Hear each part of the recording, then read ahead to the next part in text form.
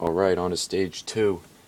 Now I just came up with these ideas the other day, and I thought I'd wait to show you guys how I did this. So what I have here is an old bearing epoxied to a piece of plexiglass with a hole dremelled in the center and a piece of carbon paper taped onto the top.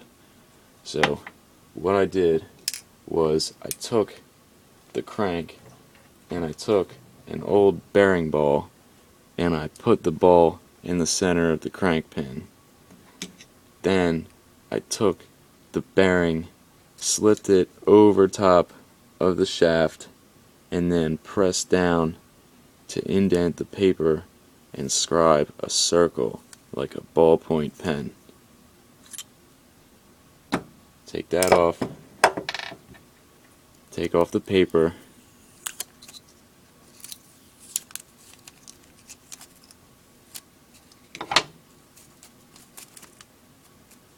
and here's the circle.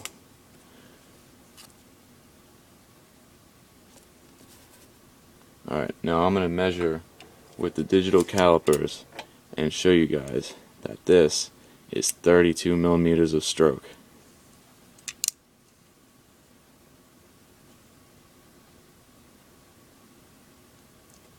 Without even looking at the gauge, that's about 32, yep, 32 millimeters. Once again, if this were a 30 millimeter stroke, this would line up way back here, and you can see it's just too small.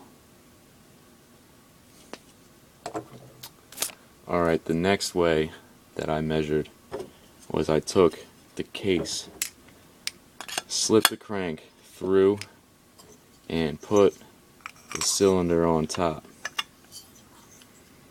I rolled the crank down to bottom dead center and looked for where the top of the piston meets the bottom of the port. I don't know if you can see that, but it's sticking up a slight bit.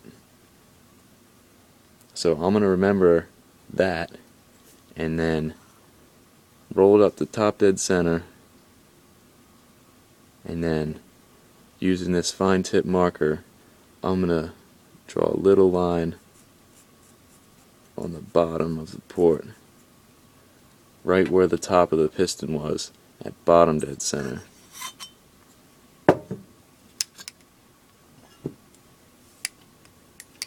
Now I'm going to measure from the bottom of the line to where the top of the piston was at bottom dead center, and once again that's 32 millimeters.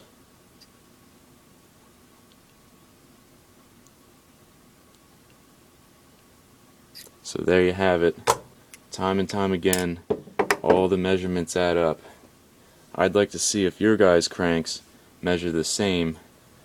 Peace.